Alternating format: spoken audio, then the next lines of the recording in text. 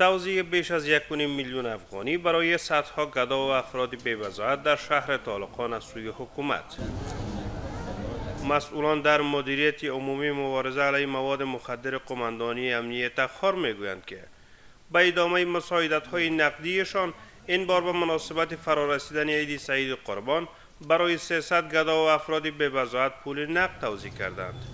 به گفته آنان این برنامه بر اساس فرمان زعیم امارت اسلامی در کنار مبارزه با مواد مخدر بخشی از تلاش‌ها برای کاهش فقر، جلوگیری از گدایی و فراهمسازی زمینه بهتر زندگی برای خانواده‌های نیازمند در این ولایت میباشد.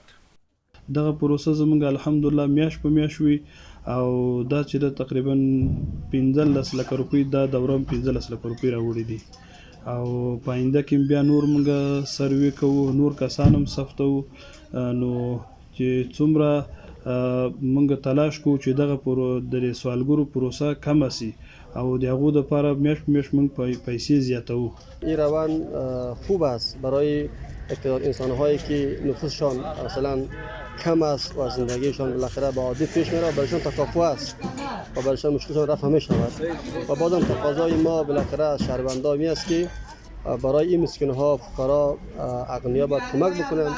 در همین حال شماری از دریافت کنندگان این کمک ها ضمن استقبال از این اقدام حکومت خواهان ادامه چنین برنامه ها و توجه بیشتر نهادهای مسئول به وضعیت اقتصادی افراد بی‌وضاحت در تخار شدند.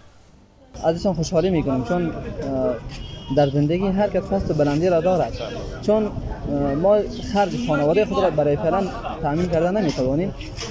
یک چیز ناچیز برای ما کمک میکنن، برای همینم راضی هستیم الحمدلله. در امارات خوش هستیم. خدا دیگه ما مردم دیگه ما مردم کمک بکنه، خدا عمر زیاد کنه.